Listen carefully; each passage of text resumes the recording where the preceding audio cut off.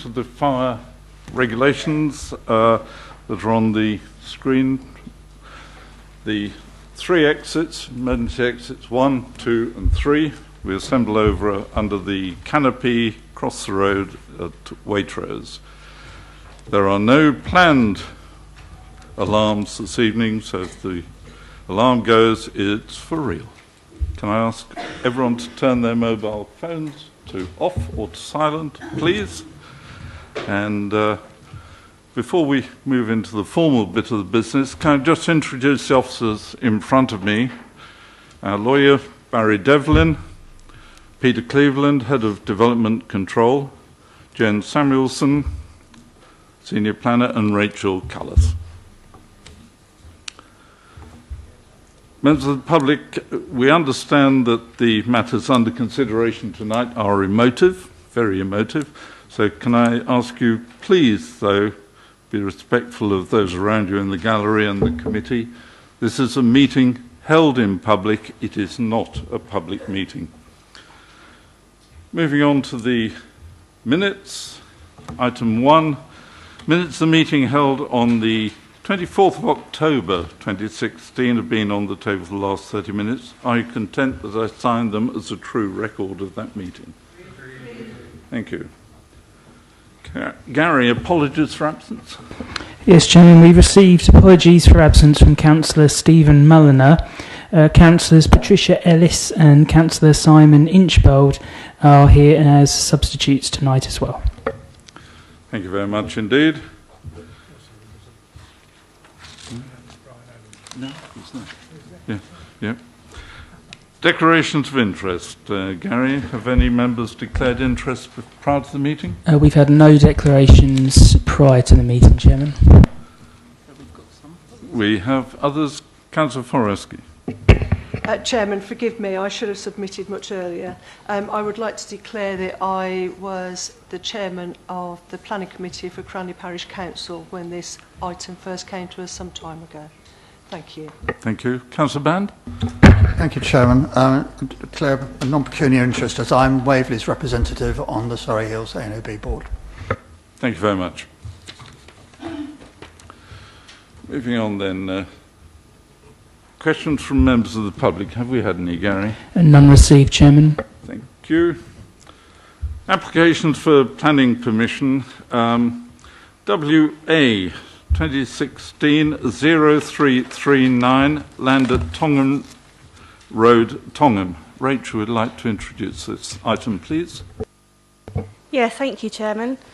This is a hybrid application, a part outline application for the erection up to 254 dwellings with access from the street in Tongham and emergency access from Grange Road, provision of open space, children's play areas, sustainable drainage system and associated works. Access only to be determined at outline. There's also a full application for the change of use of the agricultural land to use as SANG or suitable alternative natural green space and associated works on land to the east of Tongham Road to serve the proposed development and surrounding area. That includes access pathways and associated landscaping. This is a cross-boundary application wherein the majority of the application site lies within Guildford Borough. Separate applications have been submitted therefore to both Waverley and Guildford. You'll note the location plan on screen. You'll see that it compromises two parcels of land separated by the A31 Hogs Back and the A331, including a roundabout junction.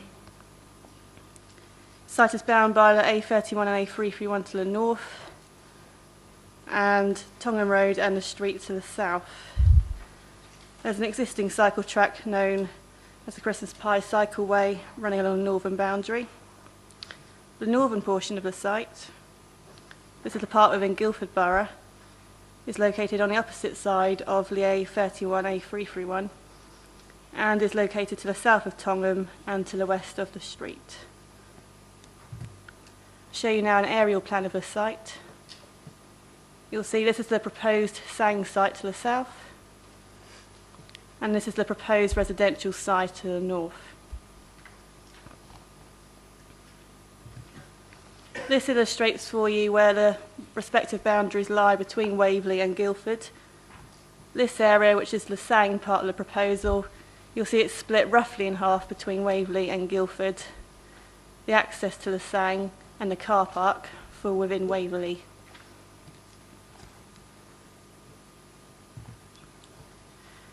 This is the proposed Sang. You'll see it comprises 18 car parking spaces and walkways around the site.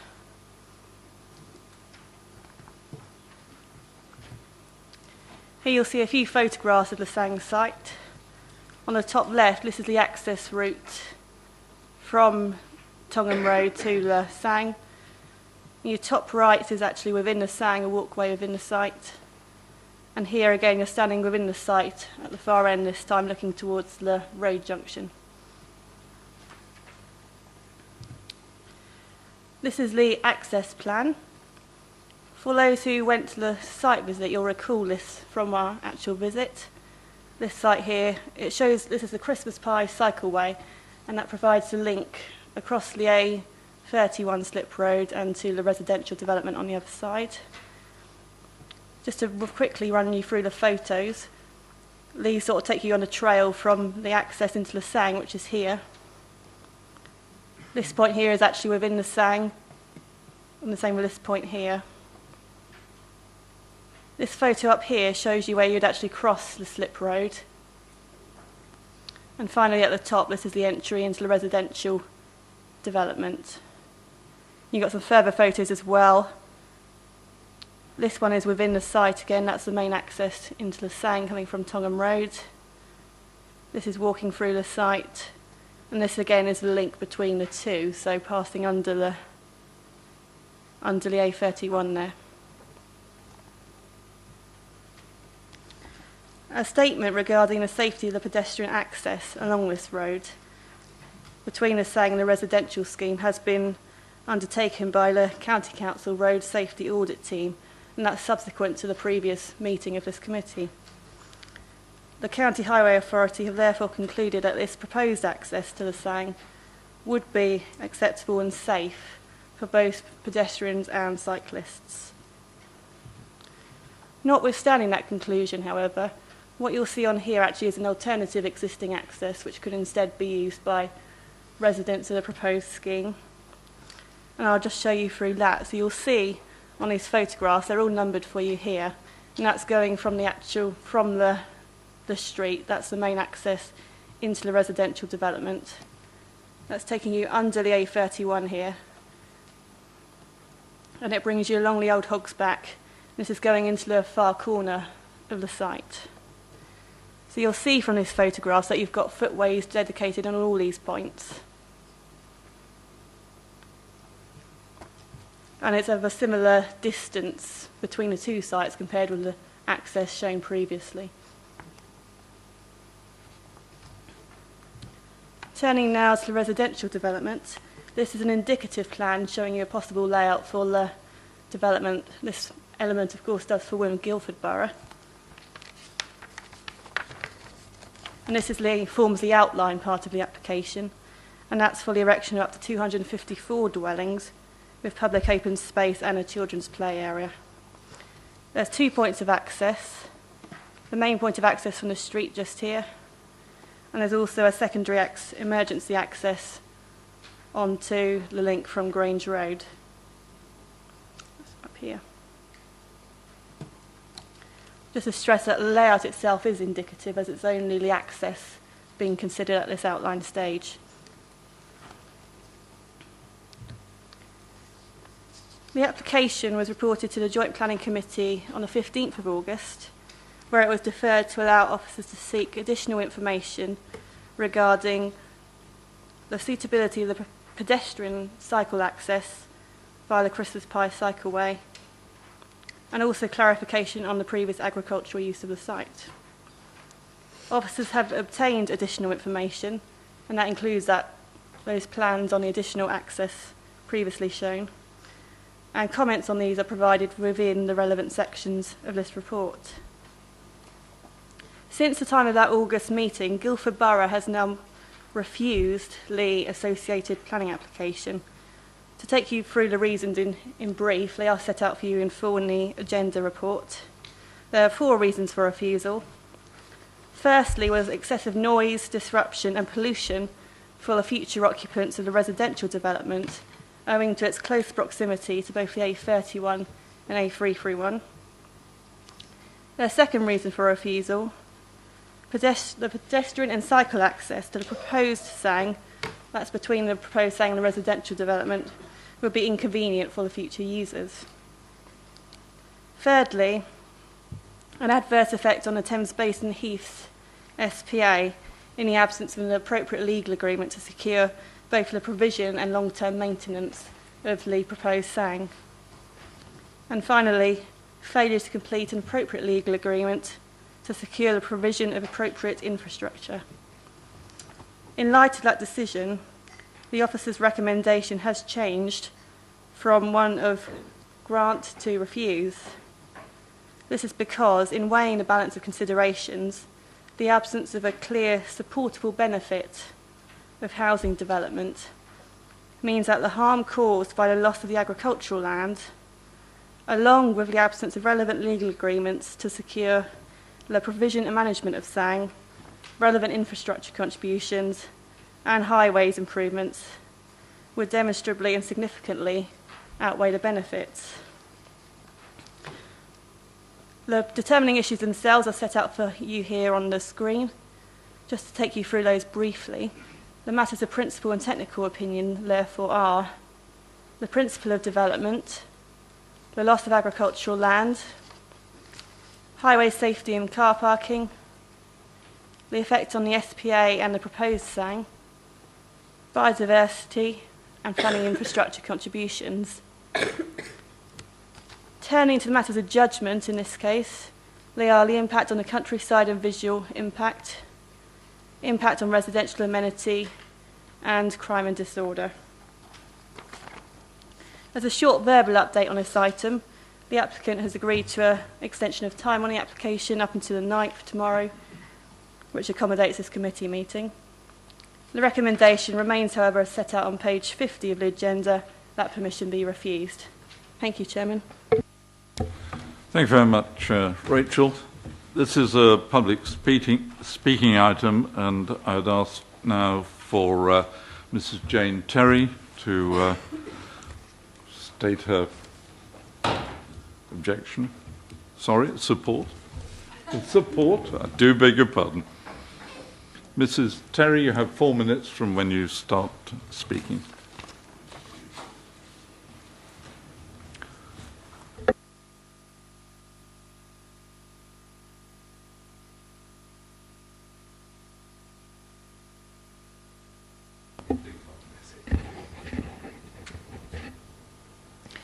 Thank you, Chairman. The application to Waverley is for SANG land, and it is this that you're being asked to determine this evening, not the residential element, which is in Guildford, as you've heard. SANG is natural green space designed to provide mitigation for the impact of residential development on the SPA, and being cross-boundary can therefore be of benefit to both Waverley and Guildford. The SANG proposal will allow public access to the countryside and use for outdoor recreation and leisure. It promotes access to and recreation within the countryside. It helps preserve the open character of the land in the longer term. It helps to enhance natural beauty. It facilitates the enjoyment of the land. Your officer's report confirms that the proposal is compliant with local and neighbourhood plan policies in terms of visual impact, the strategic gap, the AONB and area of great landscape value, and as such is wholly consistent with the aim of preserving the natural beauty of the countryside. It's true that the site is currently in agricultural use. However, the land will remain available in the long term for potential future agricultural use, and Natural England have no objection to the proposal as a result, subject to soil management of a small area of disturbance around the proposed car park. In terms of the planning balance, it cannot therefore be said that the proposal would significantly, undemonstrably, outweigh the benefits of enhancing natural beauty, promoting access to and recreation within the countryside, and facilitating the enjoyment of the land. I would therefore urge you to approve this SANG proposal. Thank you. Thank you very much, Mrs. Terry. Members, I think the officer's recommendation is very clear. We have the Guildford side of the story as well. We discussed this at great length in August, and unless any of you have any strong comments to make, I would propose that we move straight to the recommendation. Seconded. Councillor Hyman.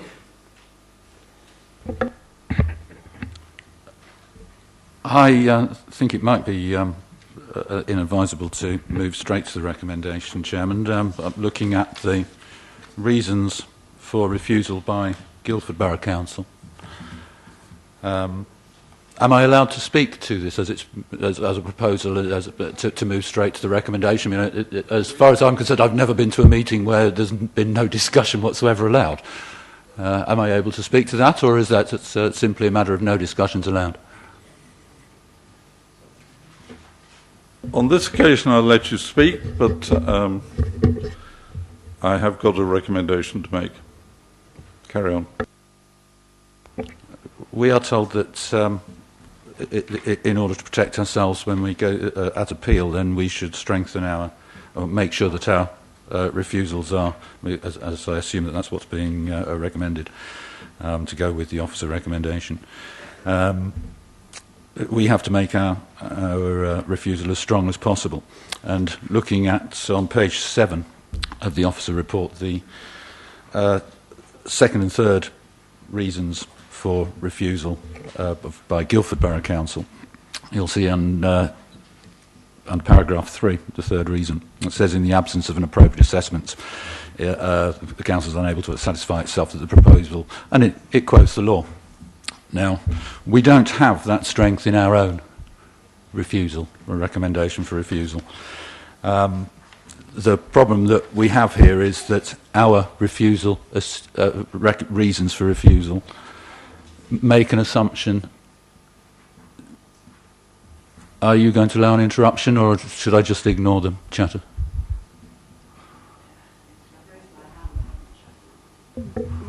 I have somebody who wishes to speak. Councillor Hyman, can you... Thank you, Chairman. We have a presumption that SANGs are effective. I'd like our officers, please, to confirm to members here that the reference is being made in our refusal, because I don't think members here all understand them, that where it refers... I think that isn't a presumption, that is unfair, and I won't allow that. Okay, Chairman, but that's from a long history of 10 years of granting consents in this chamber.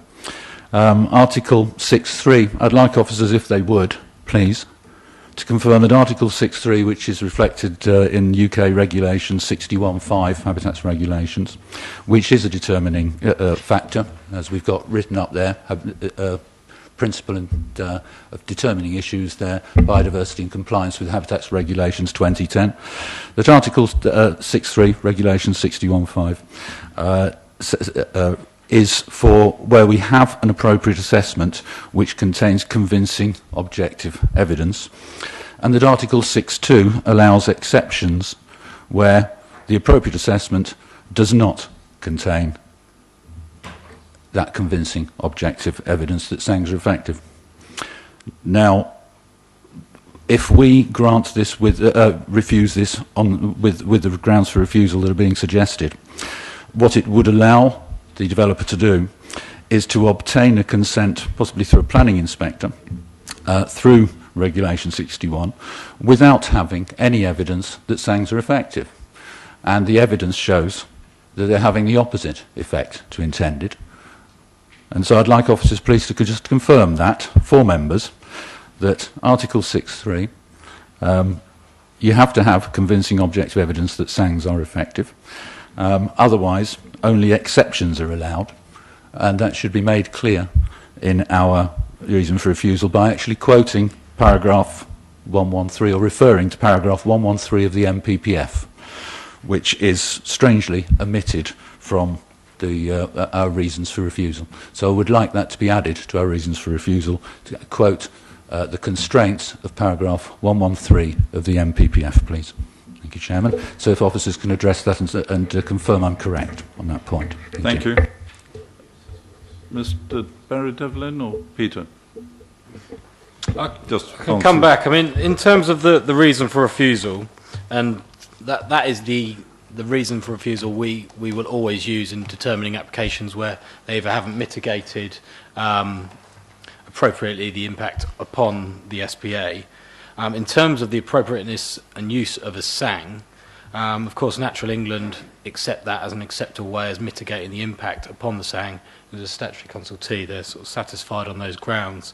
We're happy if members consider appropriate to make reference to paragraph 113 if consider, but we have not in the past applied that specific paragraph in determination of planning applications. Hopefully that's helpful, Chairman. Thank you. Thank you. Members, do you wish that condition to be, that reason for refusal to be added as well? No.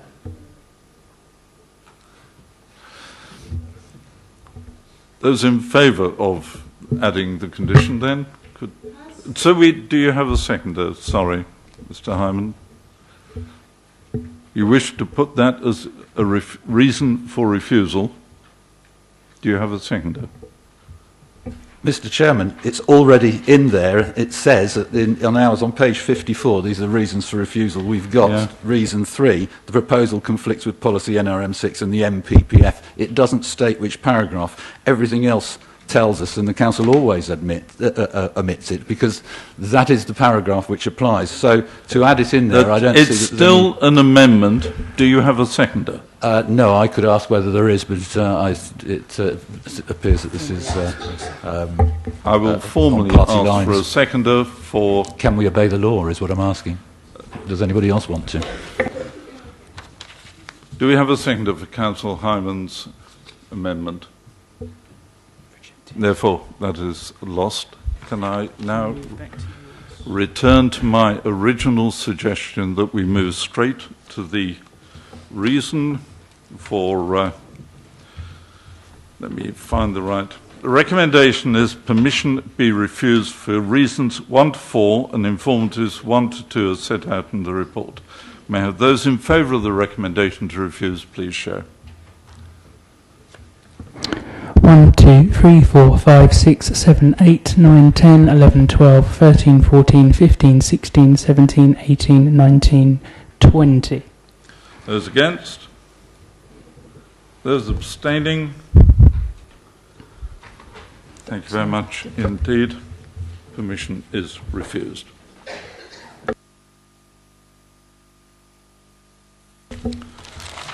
Moving on to planning application WA 2015-0517, land south of Amlets Lane and north of Roberts Way, Cranley.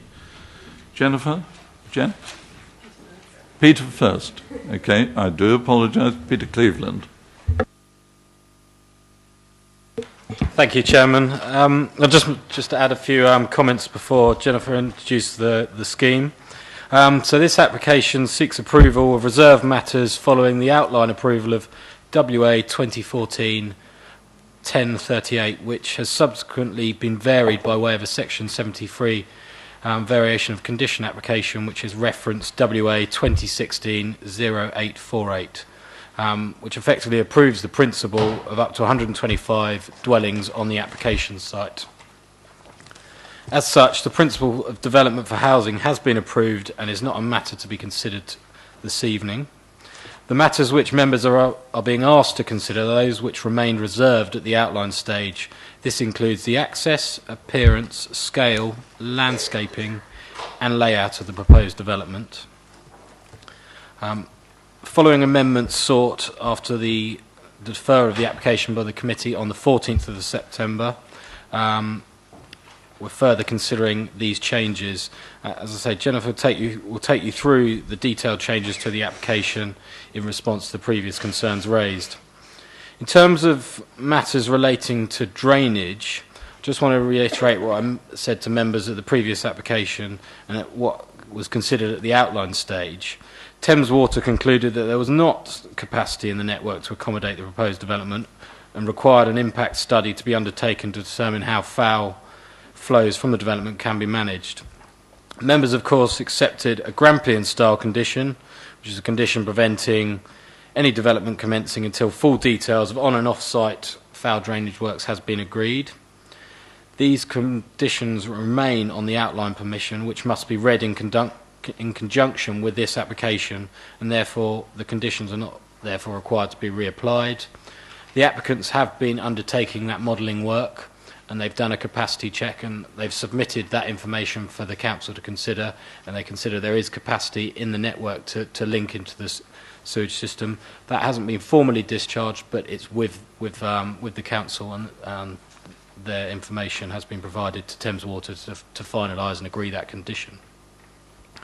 As for surface water drainage, the lead local flood authority are satisfied that the requirements under the outline approval have been met, and the surface water drainage design has already been discharged formally. However, further conditions have been applied, securing the final detailed drainage requirements and management requirements, which you will have noted in your agenda. As such, these are matters which are not before you or for determination this evening. In addition, the matter of the impact on water quality and compliance with the Water Framework Directive was considered at the outline stage and accordingly accepted by the committee. I'll now pass over to Jennifer Samuelson to take you through the detailed plans, and I hope that was assistance. Thank you. Thank you.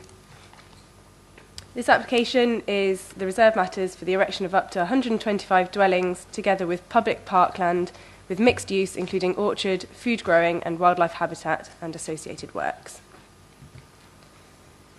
The application site is located to the south of Amlets Lane and to the north of Roberts Way, Summerlands and Copse Edge.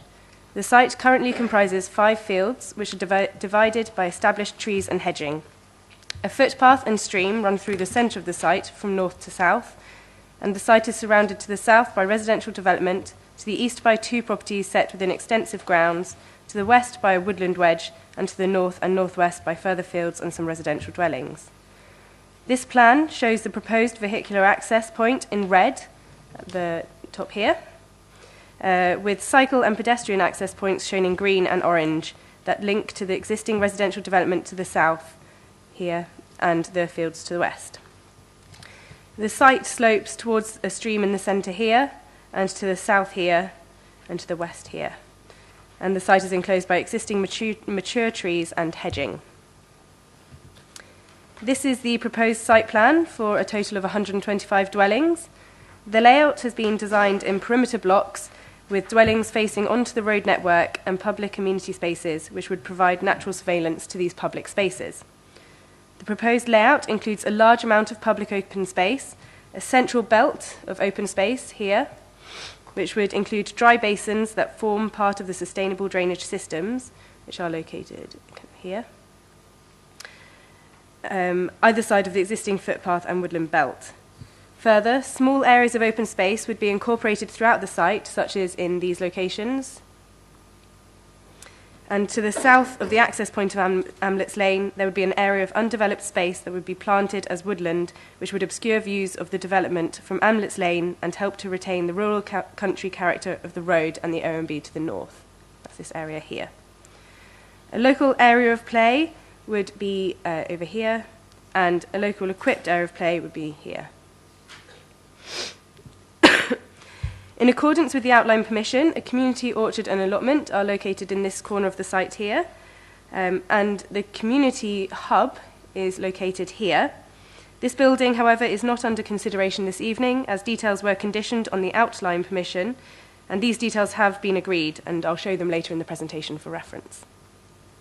Following deferral of the application at committee on the 14th of September, the proposed layout of the scheme has been amended to address the concerns of members. Namely, these concerns related to a car parking court in the southeast corner, which was in this area here, and the scale and size of the proposed apartment buildings. The changes are shown in greater detail later. Now just some photographs of the site. This is looking from, photograph A is looking from here towards the centre of the site and this tree belt here. And photograph B is looking towards these dwellings here, over where the proposed allotments would be.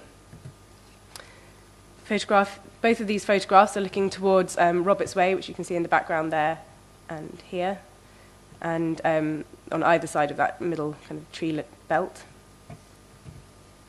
This photograph A looks up the existing public footpath, and B is just looking back towards the properties of Roberts Way here. And here we've got photographs looking towards Copse Edge bungalows and Summerlands. And lastly, it's the Amlets Lane access at present, and just Amlets Lane there. The proposed access would be approximately there. Just to run through the amendments to the scheme, I've shown them what was previously put before you, and what they've amended to address that concern. So originally there was a car park in this southeast corner. They've taken the car parking court away, and also to address concerns of the relationship with Copse Edge, an additional bungalow has been put here, and the two-storey affordable dwellings have been moved west slightly. In this central kind of southern section of the site, the amount of apartments or flats have been reduced, and the building has been reduced accordingly. So where there were previously 10 flats, there are now 6, so the car parking has been reduced accordingly as well. In the southwest corner, again, the amount of apartments have been reduced, so there's now 2 apartment buildings of a smaller scale. This one would accommodate 5 flats, and this one would accommodate 2.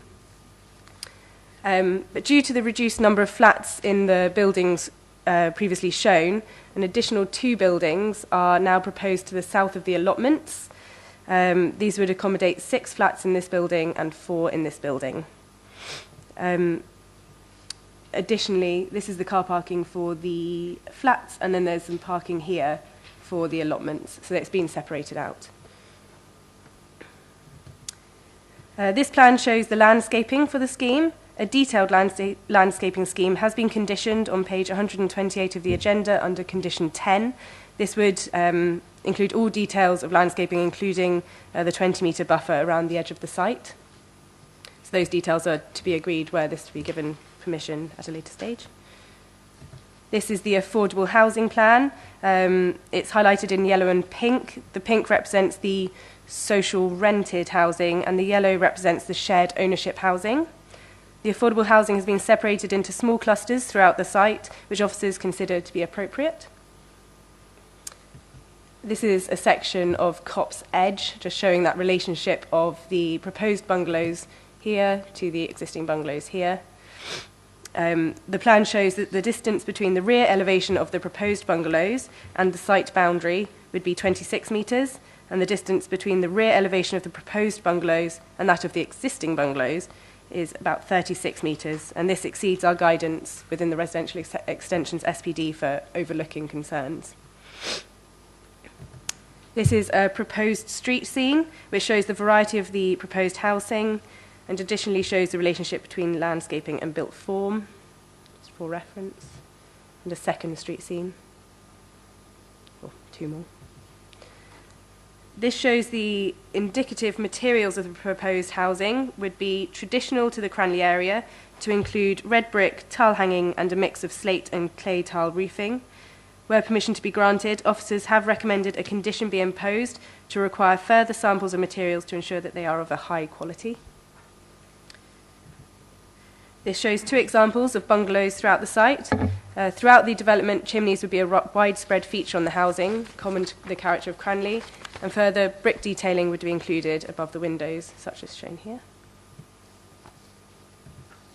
This is an example of a 3-bed detached dwelling, which has strong entrance porches and bay windows, with gable features over windows in the first floor. And this is an example of a 5-bed detached larger dwelling within the site, which has a mix of gables and pitched roofs.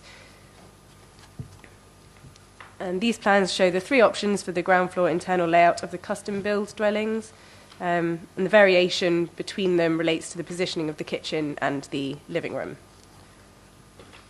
And quickly, just some examples of garaging. So these next elevations just show the amendments to the apartment buildings, which was of concern to members last time.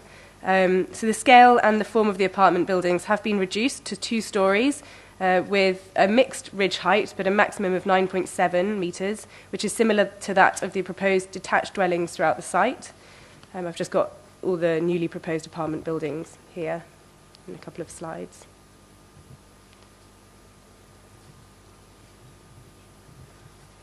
This slide shows the agreed details under condition 43 of the outline permission for the community hub building.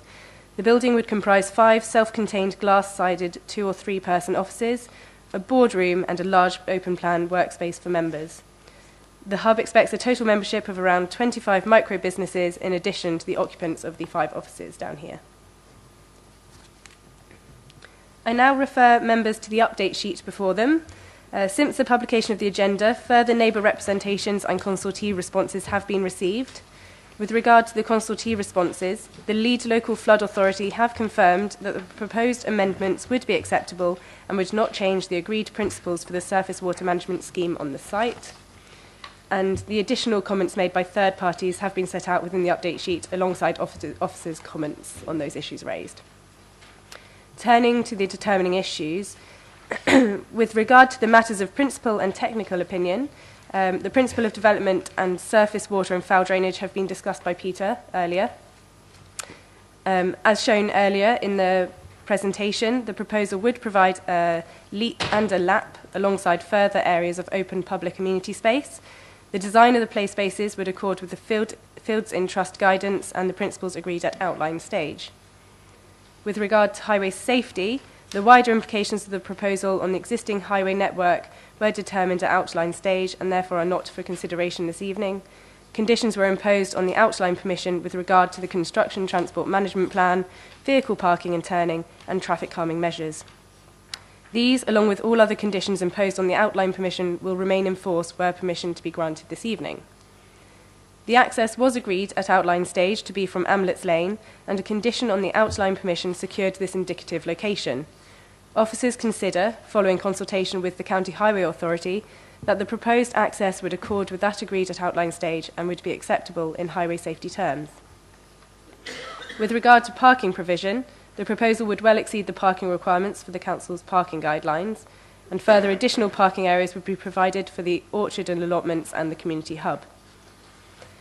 Members who came out on the visit for the previously deferred meeting will recall that tree protection measures have started to be erected on the site. These have been agreed under condition 13 on the outline permission. The majority of trees on the site are proposed to be retained, with the exception of the route of the proposed access road. Further, tree protection orders have been served on all mature and healthy trees that are not proposed to be removed, in addition to the existing tree protection orders already on the site.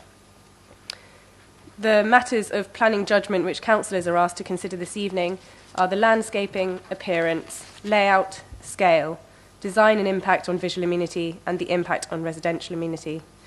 Officers recommend that reserved matters be agreed, subject to conditions and informatives set out on pages 124 to 132 of the agenda. Thank you, Chairman. Thank you very much, Jen, and thank you for the photographs too, which added to the site visits that we've had. This is a public speaking item, and I now call on Ms. Liz Townsend, an opponent, to speak.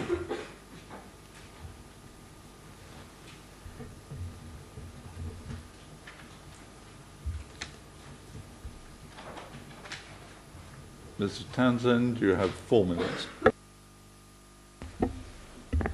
Good evening, members. Summerlands Estate Residents Association and residents of Copse Edge acknowledge that Calla Homes have made positive changes for the planning application, whilst deeply regretting the corresponding loss of amenity space. Residents still seek reassurance that there will be a single access road to the site I notice on page 60 of the agenda that it still states that there are a number of points of hamlets and an access point from Roberts Way. There are still quite a few details required of the drainage system. We note that Surrey County Council still mention on page 83 that there is a critical swale at the back of Copse Edge and Summerlands. However, the architect today has said that there is not going to be a swale there. The residents would welcome a continued discussion regarding the drainage strategy with the developers and to give their input of local knowledge and the lay of the site to contribute towards this, so that flooding is not increased for existing residents. In the interest of visual amenity, residents request a restriction on permitted development to the roof of dwellings along the site boundaries, as imposed on the recent Crest-Nicholson application in Cranley. The ecological buffer zone around the site was originally to be 20 metres. However, this has already been reduced in places. Residents would like to see a further condition for a covenant on the properties protecting this zone from further encroachment and to prevent some neglect.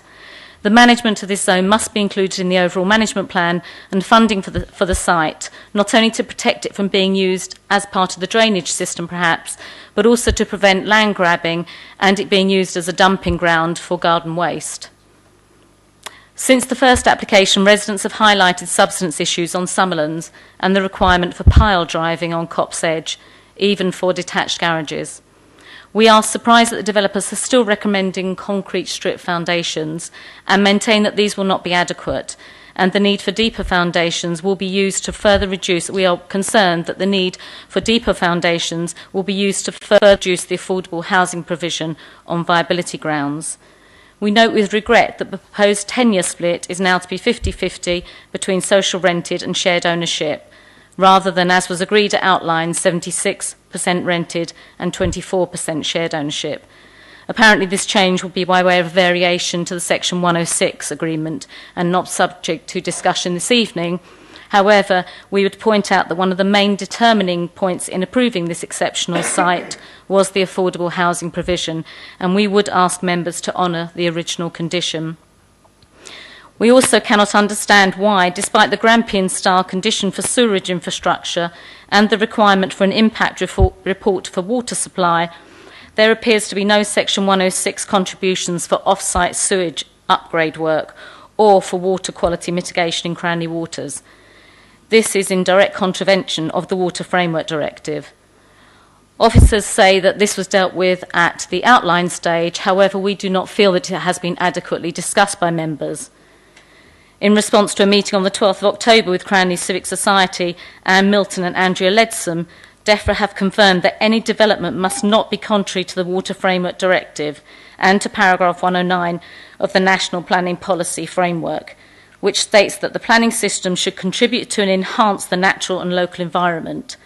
The obligation that Waverley has to consider the Water Framework Directive when determining local development has not been satisfied, and members must consider this before final approval is granted. Thank you. Thank you very much, Mr. Townsend. Now I invite the supporter, Gary Woolsford, to speak.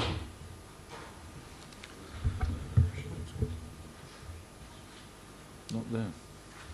No. You have 4 minutes, sir, from the time you start speaking. Good evening, my name is Gary Worsfold of Scott Worsfold Architects. I presented at the last meeting in September and when this application was debated. An appreciated point was and is that the total number of dwellings proposed is 125. Sorry, sir, can I ask you just speak a little bit further away from the microphone? This equates to an overall density of just 9.6 dwellings per hectare. The submitted design is purposefully and exceptionally low density, and 125 units is and always has been the plan, and a plan which can create an exceptionally landscape-rich scheme. The debate then gave rise to some questions, suggestions and elements that you would like to see changed. At the last committee, the design submission was described as 98% perfect. There were a number of elements that you asked that we change, and I followed the debate and every comment made. It was usefully and helpfully deferred to allow us the chance to consider, plan and design these amendments. The comments by councillors during the debate were helpful, and in summary these were as follows.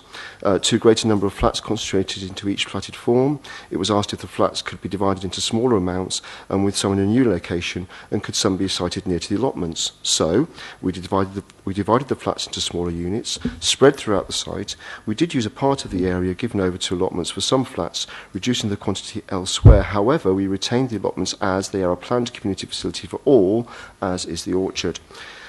Next question. Could all the flats be a conventional 2 stories with a smaller number of flats within each unit? Essentially smaller, please, and with a ridge height nearer to that of conventional housing.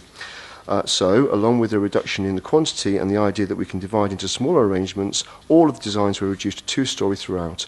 Ridge heights have reduced from the original 11 metres to circa 9.5 metres, which is the same as that for conventional housing.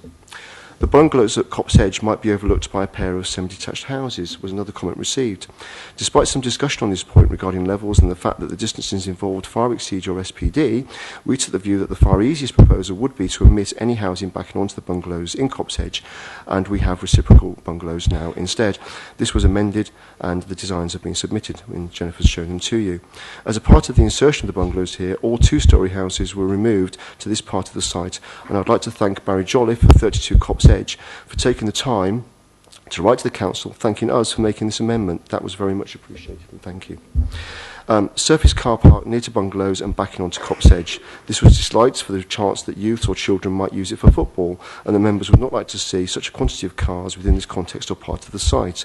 You asked if the design could be amended so that the parking might be contained within or near to adjoining curtilage. So, we used the opportunity of a remodel and the insertion of the bungalows here, rather than houses, to adjust the parking so that car parking no longer exists within this space, and instead we have created a landscape space with some tree planting as potentially and hopefully the most inoffensive creation we can apply. Another comment received was allotments not needed and the allotment area could be built on. To answer, we have chosen to decant a small number of flats to the northwest area. These new flats, numbered 103 to 108 and 109 to 112, are 2 small units, each containing 2 floors of 3 flats, creating 6 in total in one, and the other just 2 flats per floor, creating 4 in total. They enable the other forms significantly to reduce, and are an honest solution in the most inoffensive location, with vast distances and separation to any neighbour, and surrounded as it is by landscape buffer and orchard. The allotments are a part of the scheme that we cannot deviate. They are there for all, and the whole community, and the allotments and the orchard do need to be retained. To omit the allotments completely and build over the whole area might antagonise neighbours and introduce something that was never featured on any other submission, and this would be unfair. Since September, a few residents and Cranley Society have raised some more questions. We have answered all, but for the benefit of this moment, the pedestrian access plan to the south and in connection with Roberts Way is purely a pedestrian access, and I accept the point that Millie's made that there needs to be a correction on page 60. Is there a swale above Copse Edge? No, this is planned to be a ditch and a French drain. Thank you. Thank you very much, Mr. Worsfold. Members, your turn.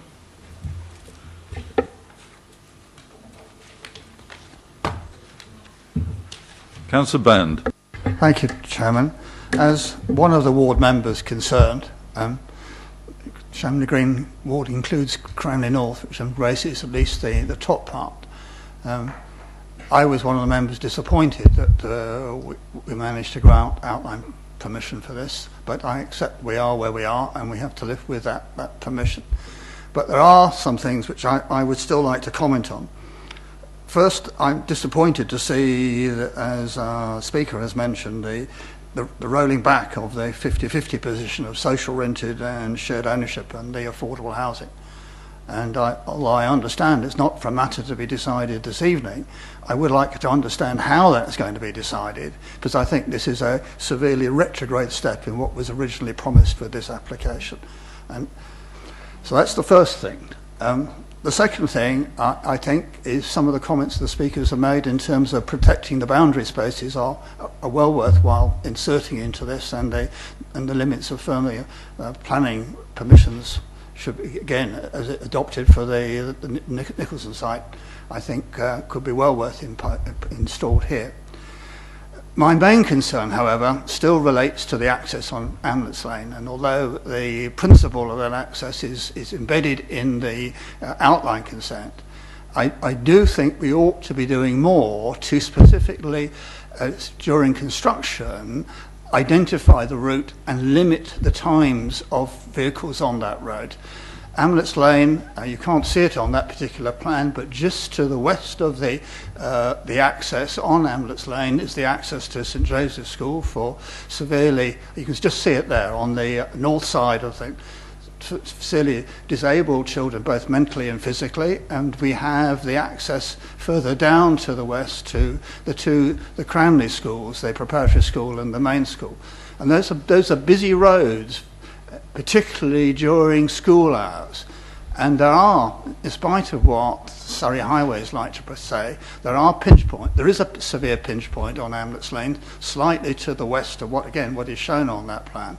And I do think it would be sensible to set out a condition, if we can, restricting construction traffic movement down that road during school hours, because it really is a nightmare. I mean, I sympathise with officers having to take our highways consultant from County Council, because really I still find it difficult to believe people have actually seen what happens in that area in the morning, particularly up Barhatch Lane rather. Anyway, I do think it would be a worthwhile addition to actually identify and limit the times when construction traffic can access the site through Amlets Lane, because of the other important traffic and dangerous traffic that goes along that road at that time. That's all I'd like to say at the moment. Thank you, Chairman.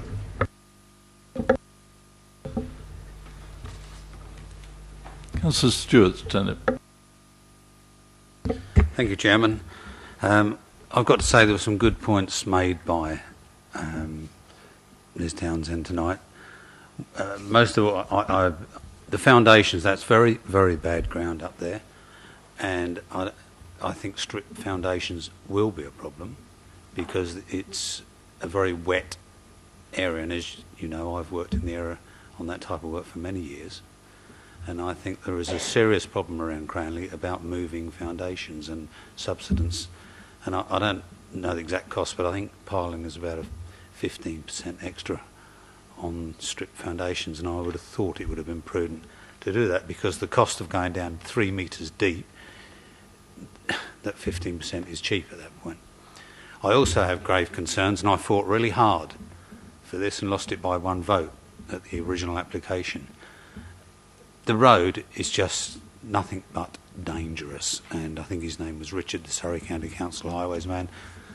It leaves me speechless that you're going to allow lorries going up there, and then through the construction period, I think there will be someone hurt, and I hope it's not seriously. I hope it just never happens.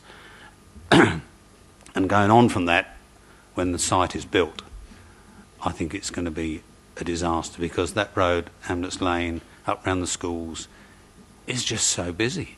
Even down at the other end of Smithwood Common now in the mornings, they're queuing 16 deep to get out onto the Guildford Road. I just fail to see how Surrey Highways can say that is safe. It just leaves me speechless, as I say. And the other thing I'd like the officers to clear up, the Grampian conditions said that no construction can start until that was agreed. Is that right or wrong? Yes, that's correct. So they can't start work until those Grampian conditions are agreed. Thank you. Thank you, Chairman. Thank you very much. Councillor Patricia Ellis. Thank you, Chairman. I have to accept that outline planning permission has been granted for this application, and that fact grieves me hugely, and I think this has been commented on by the previous speakers. But even in that knowledge, there is absolutely nothing in this application that we are considering here this evening that makes me feel that there is any improvement in the proposals. In fact, I really do consider the current, more detailed plans actually highlights issues and reservations that I had previously. I believe that there have been significant material changes to the application in many of the aspects of the application, and I would suggest that those material changes actually make it difficult, or if not impossible, for us to agree to this application this evening as a detailed planning application rather than taking into account the outline permission that was granted. My colleagues have given a number of comments on the application, and I would say that the land that was previously earmarked for allotments and orchards and could be classed as a green area will now in part become a much smaller buffer zone than the 20 metres buffer zone as promised to residents by the developer. This buffer zone is very necessary due to the excess of surface water that has long been a feature of this area and is increasingly worse due to climate change, but will be made even worse by the development of the land that will be largely covered by footings and concrete to provide for up to 125 properties and associated garages, roads and pavements, etc. An additional part of what was to be the 20-metre buffer zone, which was accepted by the developer as a special and sensitive area, will now be built on with 2 blocks of 2-storey apartments. And if I refer back to the previous application relating to this site, 18 of the 27 supporters did not live in Cranley, but most were interested in the opportunities for self-build, which has now been removed. And this is one of the quite major changes to the application. I have to say, however, that my major concern relating to this site remains the access. It's hugely dangerous, as has been commented on by my colleagues. And although obviously I haven't predetermined this, and I'm interested to hear what other colleagues have to say, at the moment I really couldn't support this application. Thank you. Thank you. Councillor Coburn. Thank you, Chairman. I'm like everybody else in this room. We don't want to be where we are, but we are. And it's as simple as that. This site has outline application, permission, I should say, and we are here to look at reserved matters. I could have wept when we first went onto this field. I mean, emotional to the end.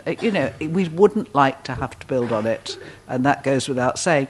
Having said that, we are where we are, and I think it's more important now that we do acknowledge that Carla Holmes have actually made some changes to this site that do make it certainly better than it was before.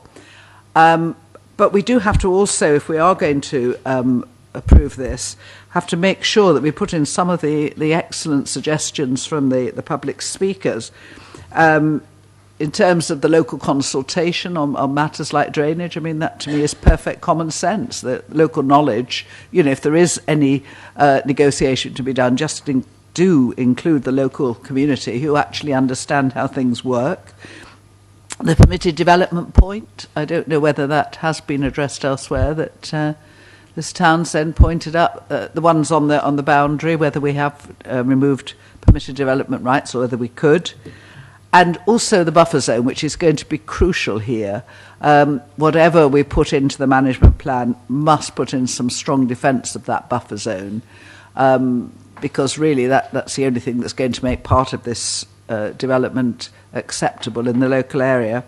I'm like everybody else. I know what the road's like, but it's there, and I certainly would support Councillor Band's suggestion that the construction traffic is limited, certainly to minimise the effect in the long term with the residents. I don't see there's much we can actually achieve. But could I just make one very general point, which we seem to be looking at every time we look at these, and that is really the materials as much as what we're saying. I, along with many other councillors, I'm sure, hate this use of parking spaces, big parking spaces, rather than, you know, parking being subsumed into the curtilage of the property. But if you are going to do it, there are materials that are actually quite attractive that are no good for skateboarding, but actually are, you know, extremely attractive. I'm thinking at the bottom of the Bourne Recreation Green we have, I don't even know what it's called, but it's that sort of matting that goes down. Well, I don't think it is grasscrete. I've been doing a lot of research, Chairman, and I can't actually find a name for it, but there's loads of companies that do it. But basically, it looks green. It's not a great surface for antisocial activity, and it does the trick. You know, it's not harsh. And I think, you know, if we are going into these greenfield sites and you know, as I say, on this one we are where we are, then we do want to minimise the effect of the built form, and any paving or any materials that we can introduce that would lessen the impact, especially of hard standing, I think has to be welcomed. So I do congratulate the developer on at least coming back with some changes. So many times we ask for changes and are told that absolutely nothing is possible and you've got to have what's there. And I do think they have made an effort, and I do think this is better than the previous application. But I'll wait to hear what others say as well. Thank you. Thank you, Councillor, and I apologise for interrupting.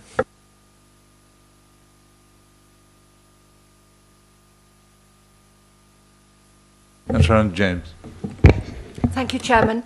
I think condition 18 is roughly the permitted development because it says the roof. As you know, I'm always the one for removing permitted development rights. But condition 19, which refers to the garages that can only be occupied by the respective premises, the dwelling house, that doesn't presumably stop them turning the garage into a bedroom or something, therefore making another 5-bedroomed house into a 6 or 7-bedroomed house and the appropriate amount of cars. Can we not make sure that the garages cannot be used without planning permission for residential? Because otherwise all the cars get left outside and you get a granny annex if it's a 5-bedroom with 2 garages. You know, it's obviously what you're saying is can't be used by somebody else for an office that's driving in and parking his car and working and going away. But it should be only used for the purpose that it's meant, storage or a car. Thank you, Chairman. Thank you very much. Councillor Forresky. Thank you, Chairman. Notwithstanding the principle of development has been established, I acknowledge the hard work of everyone involved, including the officers and my fellow councillors, who I thank for actually supporting the deferral so the developer could come back with proposals that would improve the scheme. And for that, I applaud the efforts of Carla to come back with a scheme that addresses the issues raised in September. That looks at the specific and especially the effects on the residents of Copse Edge. I do believe they've come back with revisions I find acceptable in principle. But despite efforts which I have great respect for, and for Carla, who've demonstrated that they can come back and can provide something bigger, better, more acceptable, more creative and above average. However, I've lived and breathed this application for so long, and I cannot find it in my heart to agree with the officer's recommendations based on the much wider and greater concerns, observations, including the means of access to Amlet's Lane, the road itself. This is an unsustainable location and possible effects, as already been mentioned, on St Joseph's School. The concerns from Cranley Parish Council, which are numerous, and we cannot ignore the comments from the Cranley Society. They're local to Cranley, they have local knowledge, they have a great deal of expertise, and we shouldn't dismiss them, we should take on board their comments. We've also got grave concerns, although I know it's been addressed by Thames Water and the Environmental Agency. £158,000 is estimated to be spent in 106 monies towards future highway infrastructure and transport. I'd like to see 158k spent right here, right now, on improving Amlet's Lane. It also worries me about the variations to the conditions, including the self-build versus custom build, and the clarity regarding the swale at Copse Edge. Pre-commencement conditions S52, still pending decision.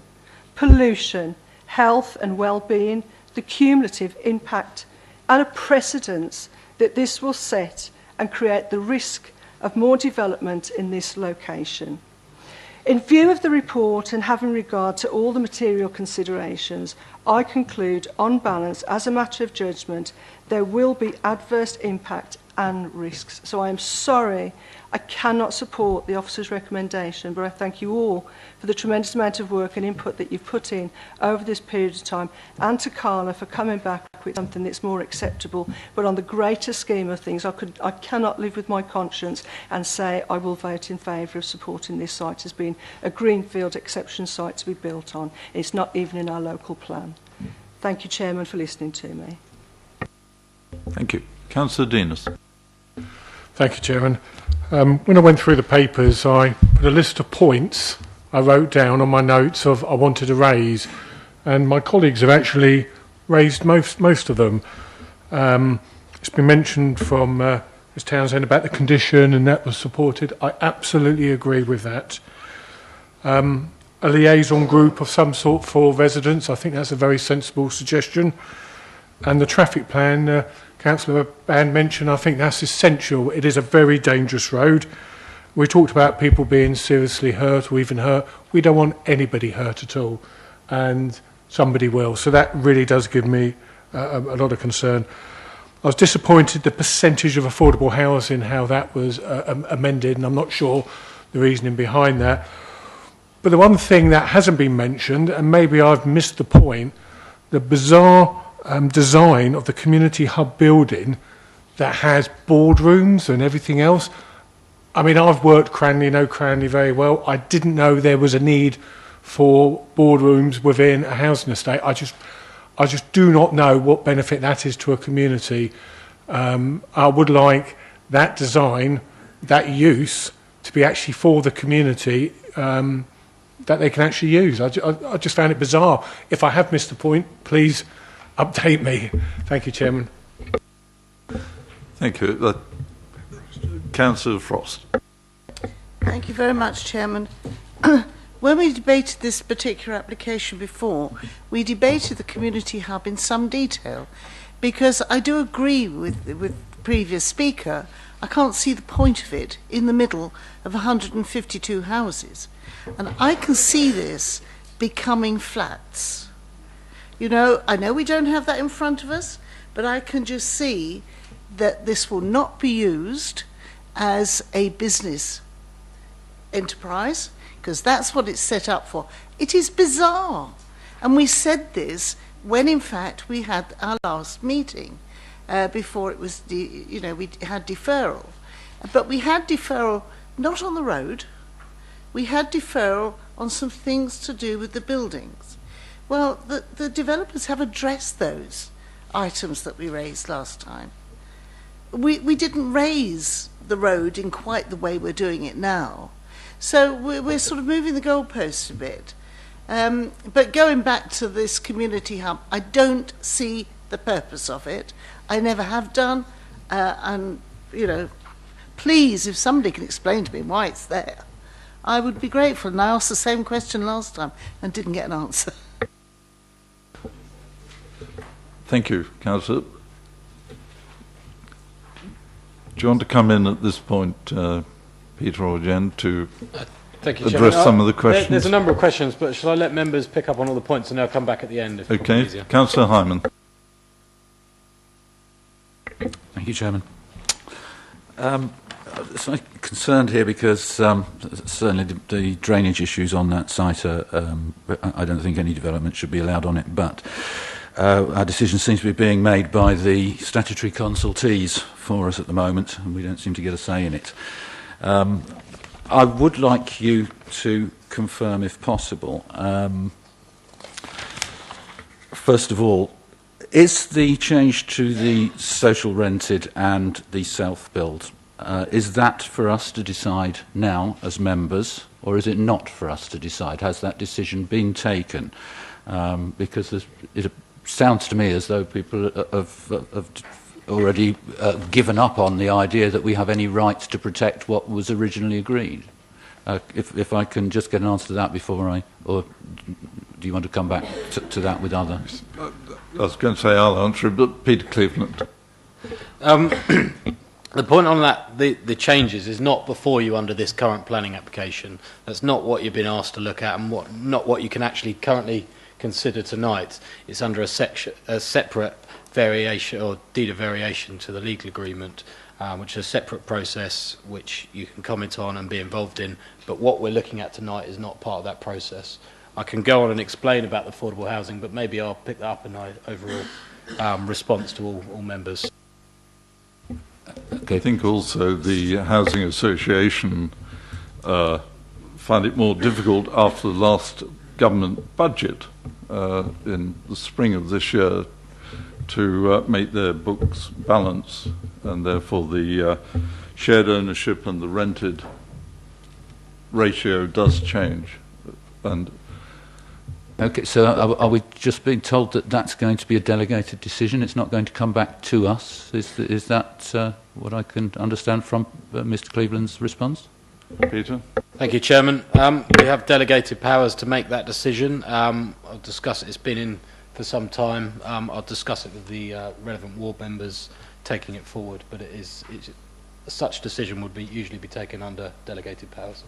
Thank you, Chairman. Thank you. I find that very strange, Chairman, that we can't effectively discuss that, and I would wonder why we can't decide now amongst ourselves as the committee whether that's acceptable or not. But either way, the problem which a number of residents have identified is concerns with the access, obviously the Amlets Lane access, but it seems this development might ultimately depend upon putting access through Roberts Way, where there's a footpath access at the moment, and or certainly through to the south. So there's a vehicular access which the whole of the development can use, going through other residential roads.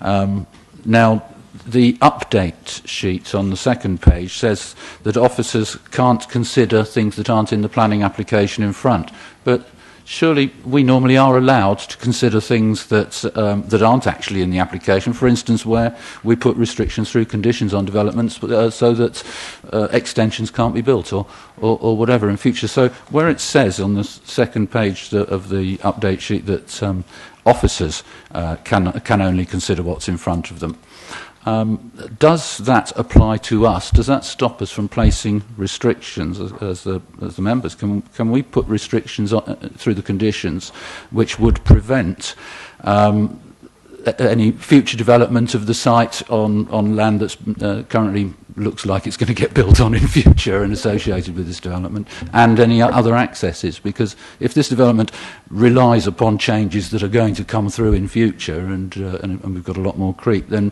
I think we have to look at that seriously and put in conditions if we can. Thank you. Conditions we can put on, and we can put on restrictions on permitted development and things like that, but there is no intention of having a road access through into Roberts Way or anything else.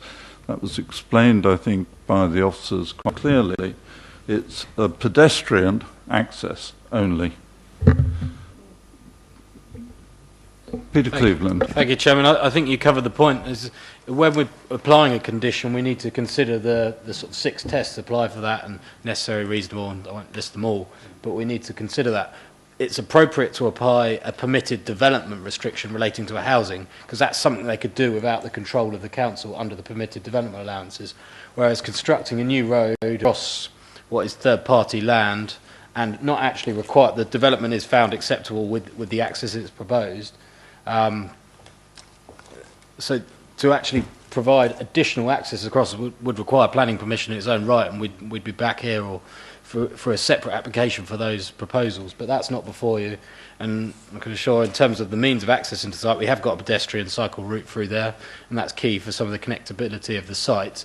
But the proposed means of access is, officers consider what is before you is acceptable and doesn't need amendment to additional access to Roberts Way. Hopefully that's helpful. Thank you. And Councillor Holder. Thank you, Chairman. I'd like clarification on these affordable houses and flats.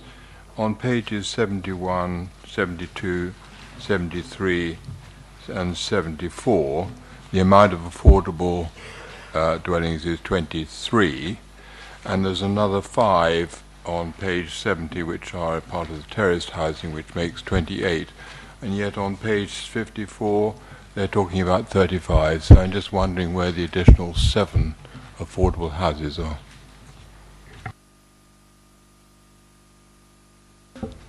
That's a question, I think, for Jen or for Peter. Thank you, Chairman. In terms of what we've got on in the report on the pages, they're sort of indicative elevations. It's not exhaustive of all the buildings on site. We've got over 125 units, so we haven't been able to put them all within the report. I think we actually have a plan of the affordable layout. If I just turn to Jen to just show you that. We have got 40% provision, and as you can see on screen, they're distributed accordingly. They're not specifically set out the exact numbers, they're just the elevations of some of them to give you an example within the report to assist you in the consideration of the application. But the exact breakdown's set out in the report elsewhere, and that sets out exactly their location. Might be useful if I just confirm the position. I think Chairman's previously clarified with the affordable housing. We do still have 40% affordable homes, and what they're proposing, the tenure mix, is all an element of affordable housing. There's a mix. There's a requirement across the borough for for rented and shared ownership, and they both fall under the umbrella of what affordable housing is. The point on the 50-50 mix changing from 70-30, the majority of the schemes that you will now see come forward with a 50-50 mix. Unfortunately, there was a sort of 1% rent reduction applied to registered social landlords, and that limits the opportunities, which is beyond our control. And I think the past applications, which you considered at least the last 4 or 5, have come forward with a 50-50 split, and that's found to be acceptable from that point of view. Thank you, Chairman. The point made by the opponent on drainage and discussions with the local people, can we condition that in any way? Peter? Jen? Apologies, Chairman. I was just checking on a point on the affordable. Can you repeat the question, please? The opponent of the scheme suggested that the local people could bring their knowledge of the site, the area, into the drainage equation as it moves forward. Can that be conditioned? I think we've got a condition for the details to be approved. We have actually already approved the detailed service drainage strategy for the site, and that's been agreed by the lead local flood authority as the statutory consultee and provides a relevant technical opinion. So it'd be difficult to reapply a condition requiring something they've already satisfied on that basis. Okay, thank you. Councillor Forrest, you want to come back? Yes, Chairman, thank you for allowing me to come back. Can we go back to the hub? And can we get some clarification on that, please? There.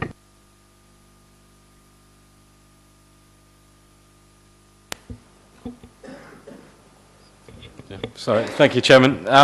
So on the community hub, that was agreed at the outline stage. So the decision made to approve the application included a community hub, and a condition required its delivery. So the applicants are doing as required under the planning permission granted, and that formed part of the proposals which was decided.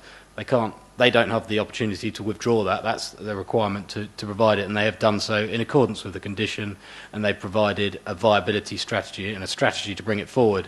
Might be something members dislike. I mean, it's an unusual, or not dislike, but understand how it works or appropriate. I mean, it might be something that's successful. If it's not, they can then look to come back and bring it forward. But the speculation of it is that you're encouraging people to either work locally rather than travelling away and giving them an opportunity for an actual business space to use. There's always a request for small-scale, start-up type business uses. You've got that on site. It is a different solution that you'd otherwise see, but it does form part of what the decision on the application was made. So they can't take that away unless they were to formally come and amend their outline application. They're just complying with what was agreed and proposed at that stage. Thank you, Chairman. Councillor Coburn. Can I just come back with a quick question on that? Because it does seem to be a sort of a bit of a rash. We had another one fairly recently with a community building, which we restricted slightly because some of the uses seem to be quite horrific on a housing estate. Is there some directive that I've missed that says, you know, that we'll look more kindly on developments that have a community use building? Because I don't recall them in quite the numbers before. Thank you, Chairman. No, there's no specific directive. We're looking for a balance of uses to try and encourage people to travel less to places of work and provide local space where they can work. Got maybe a smaller unit or your property, you can't always have a study within there or something like that. So it provides an alternate space you can go to and use. They are seen elsewhere and they are successful. I think there's one on the other side of in Hazelmere, I think, looking at the chairman, which works quite effectively and is quite successful. So it's just an alternate provision which could be successful, and if it's not, then we might consider a later application for that part of the site. Thank you, Chairman. Thank you. Councillor Earls. Thank you, Chairman. I wasn't going to mention the hub, but I actually think it's quite a good idea. I think it's a great idea to introduce places like this into reasonably large new estates. We're going to take away their PD rights, hopefully, so they won't be building garden offices in their back garden. So they can all have little units here. They've got a meeting room that they can share. I think it's a great idea. That isn't why I wanted to speak, though. I just wanted clarification on the removal of the permitted development rights. I couldn't actually find it in the conditions. I don't know if it is in there. I've missed it. And if not, are we going to add it? Thank you. And if I can also add, Peter, one little thing. I thought I read somewhere in all the paperwork there was a scheme to have deliveries on a circular route, so in one way, out the other way. Was that not proceeded with? Perhaps you'd answer both questions at the same time. Thank you, Chairman. Yes, so I think it's useful if I come back on all the points now, if that's helpful. With regards to the conditions, we have removed some permitted development rights for within the roof space, but if members see it appropriate, we can apply it to all classes to remove permitted development rights if that's... Sorry, which condition was it? Condition 18, which is on page 140.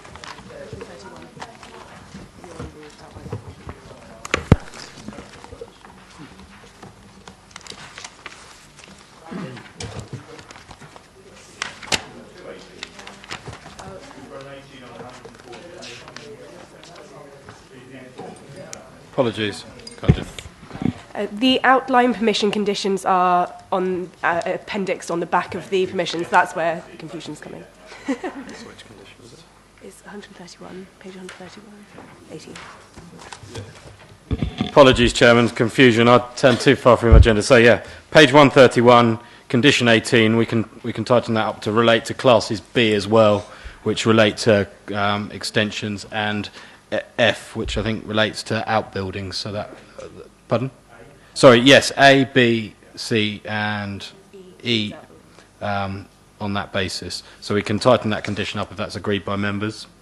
The other point that was raised, I think, by Councillor James was regarding the use of the garages, and that's condition 19, which sits just below that on page 131. And I think if members would see appropriate, we change that for storage or for parking purposes only associated with that dwelling. And that control conversion as well. Some of the other points that were raised, the construction management plan, that formed part of the outline permission, and the outline permission, condition 24, detailed construction management plan, and that talks about delivery, HGV deliveries, hours of operation, vehicle routing. That is currently being considered by the County Highway Authority, but I've already been invited by the local one of the Cranley ward members to go out there with the County Highway Authority and look at it, and I'd extend that invite to Councillor Band, but that is a technical discharge of conditions, so if we take that away from the meeting and we'll go through that, if that's helpful, but we're clearly take the point to feedback about delivery times during school hours, which is important consideration. But can't we add that as a request? Because it's not specific. It's very general, the clause you put in the outline condition. I mean, I think there needs to be, from my perspective, it is such a dangerous road, we do need to actually have that in there. Councillor Deaners, I think you want to come in on the same point. Yeah, it's a very, very quick point.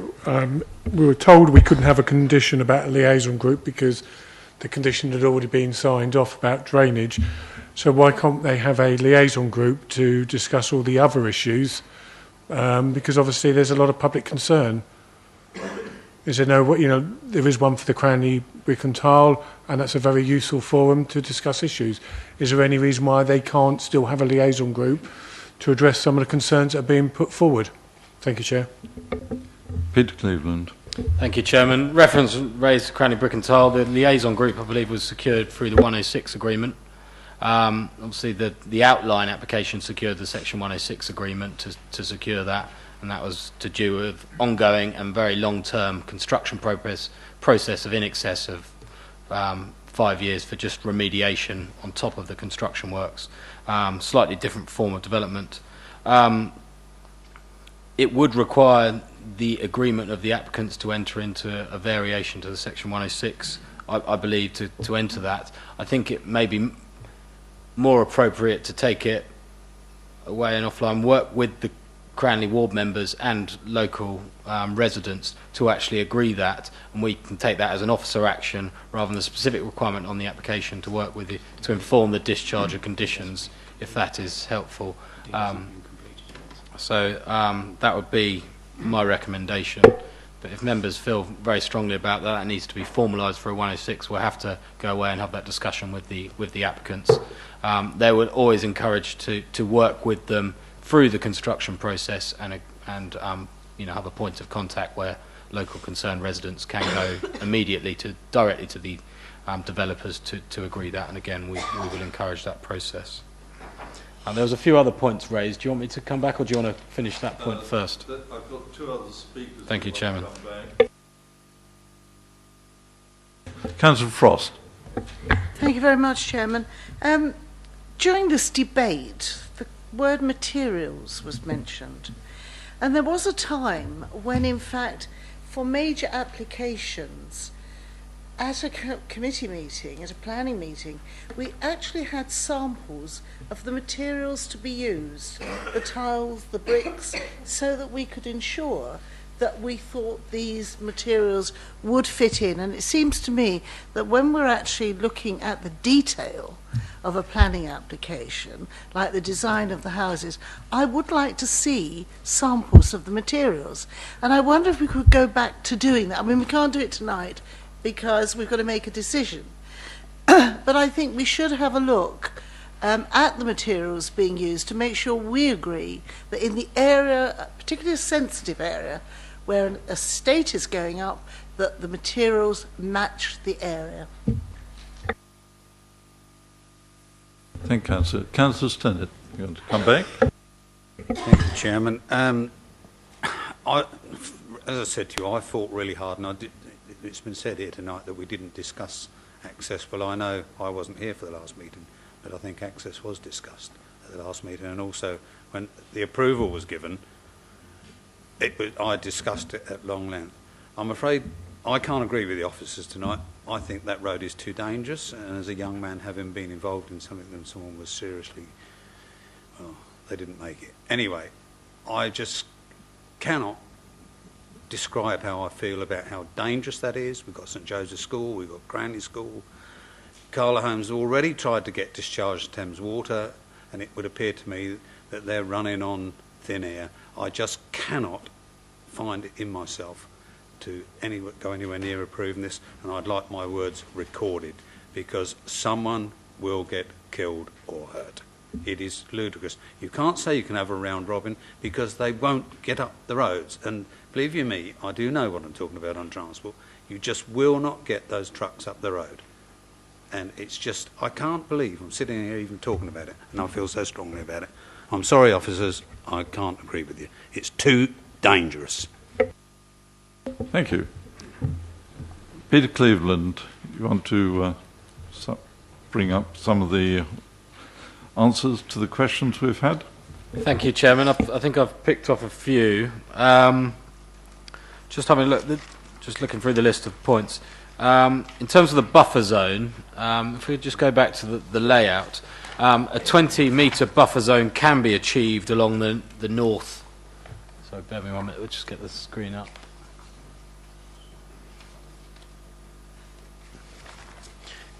Can be provided along the northwest boundary there. I've got a plan in front of me that shows that scaled, and that can be achieved. Obviously, we have got some development that moves that area, but you've got in excess of over 100 metres between proposed flats and existing dwellings to the north. 100 metres up to 125 in a north sort of westerly direction. Combine that with the buffer, there is an acceptable distance from that point of view. There has been discussion about the highway capacity and the highway concerns, which I completely understand the concerns raised by particularly by Councillor Stennett just there, but the highway capacity was looked at the outline. Whilst the detailed means of access was reserved, you did have a condition requiring where the detailed means of access should be provided, which was accepted by the Highway Authority. And there is improvements along Amlets Lane in terms of traffic calming measures, which were set out again as considered as part of the outline permission. Affordable housing, I've covered that already, so I won't repeat what I've said. Permitted development restrictions on, we've tidied that up through the conditions, hopefully, and that's agreed by members.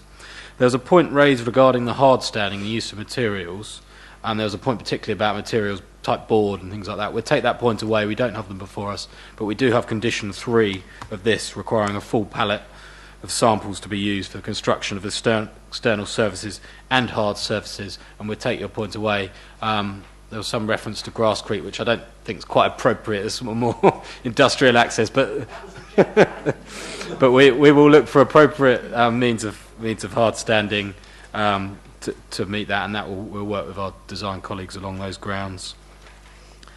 Community hub, I don't think there's anything else to add to that, but we do have a detailed strategy if members would like to have a look at that separately, and detailing of how that they consider that works. Management of public open space, that falls under the section 106 and deals with that, and so the shared space is dealt with through that point. There's I think the final matter that's concerned, there's very much a local concern, a significant concern with foul drainage and water framework directive requirements.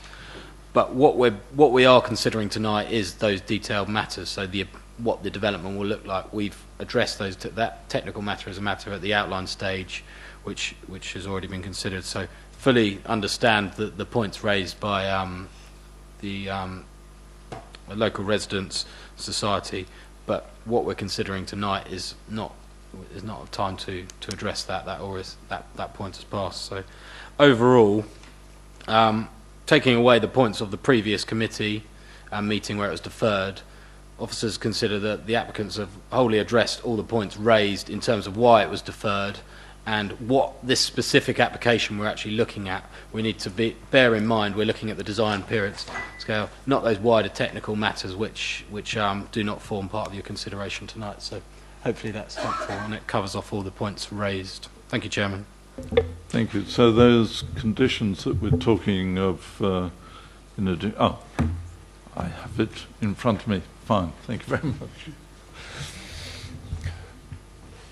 Councillor Adams. Thank you, Chairman. I would like to just reiterate some of the things which were said at the beginning here. I think there were a number of factors which we were concerned about when the deferral occurred before, and it does seem to me to be that Carla Holmes have addressed all of those issues. This is a very low density development. It has been, as you quite rightly said, approved in outline.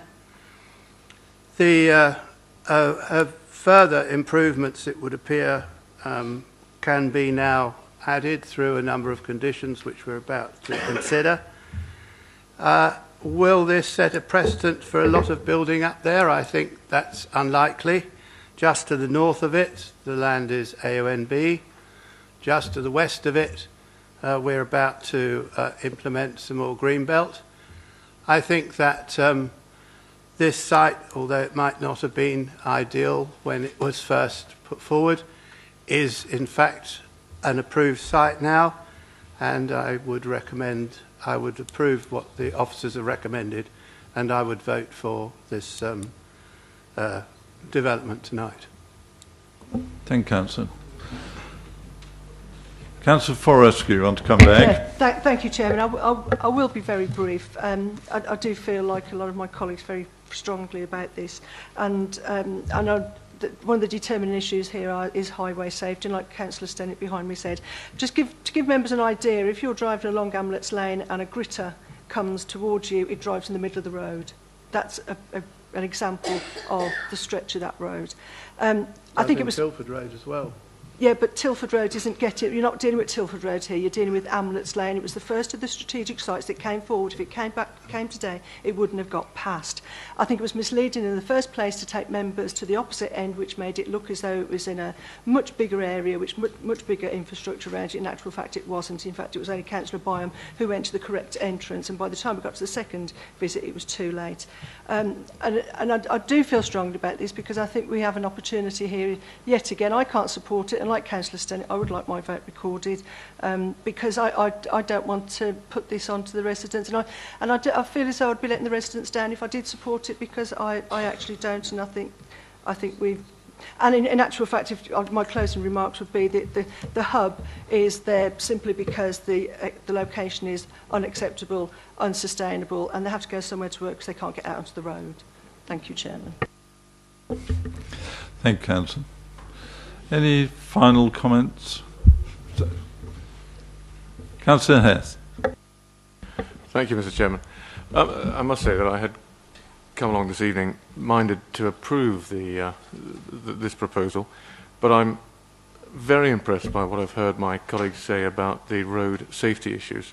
And I recall other cases where Surrey Highways has given the highway safety a clean bill of health, where those of us who, where the experience of those of us who live in those areas absolutely contradicts the results of their conclusions.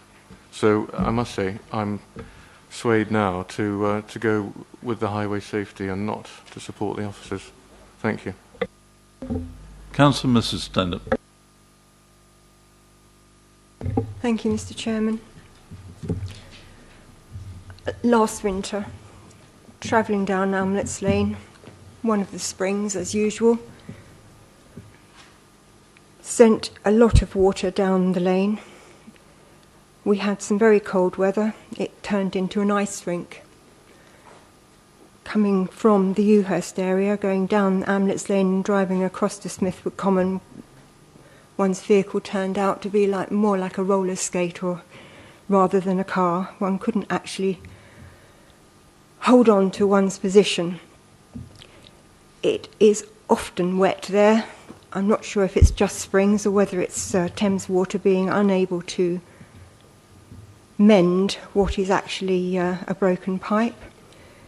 It has been resurfaced recently and looks very nice, but it's still not wide enough for two large cars or even one very small car and one large lorry to pass.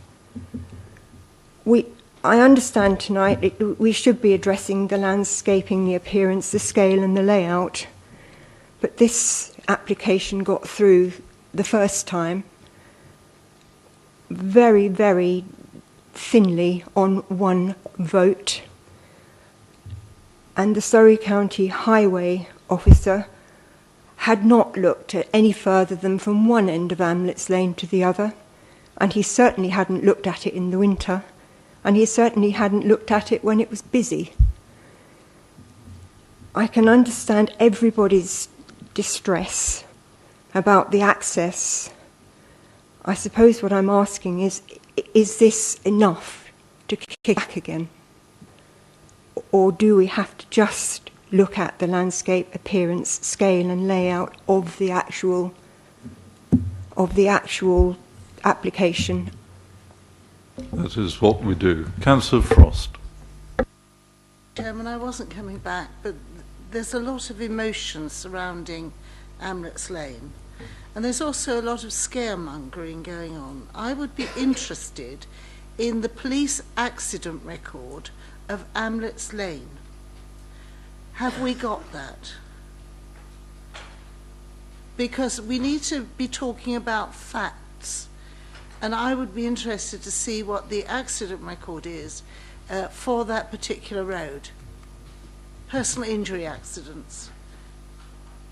Have you got that, Mr. Cleveland?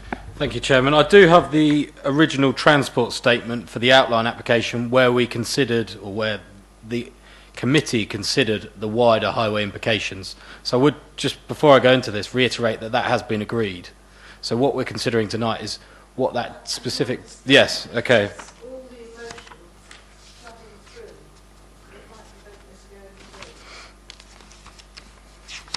Sorry, bear me 1 minute. I'll just watch while I flick through this. And I don't think I have it before me, because what we're considering is that point of access. Just bear me 1 moment.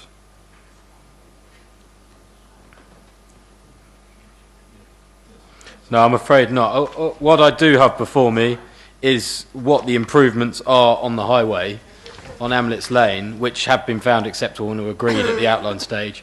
What we have before us is the very detailed means of point of access, which takes you onto that highway improvement, which is found to be acceptable. There's no objection from the Highway Authority, and I realise there's a number of comments raised about the safety of the access, but notwithstanding what individual views might be of the Highway Authority, from my point of view, my recommendation is we must take their views as a technical consultee, and their responsibility as the Highway Authority to confirm the acceptable means of access. And that may be difficult, but that is my position, I'm afraid. Thank you, Chairman. Thank you, Peter. Councillor Patricia Ellis, you want to come back? Thank you for allowing me to come back, Chairman. I actually accept that this is a very emotive subject, and I would reiterate that I am so concerned about the access point and the dangers of this road that I can't possibly agree to this.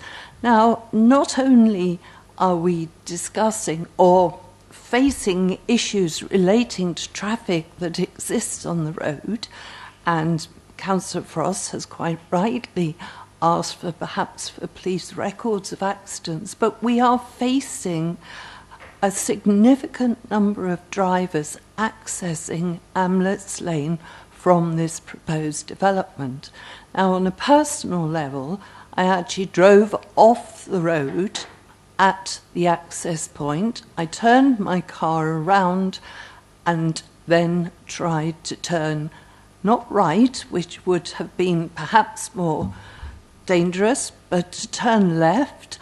I had the windows down so I could hear what was coming, and as I turned, I thought entirely safely, suddenly there was a car right behind me. So it is not the actual record of what goes on at the moment, but you have to add into that mix all of these additional cars.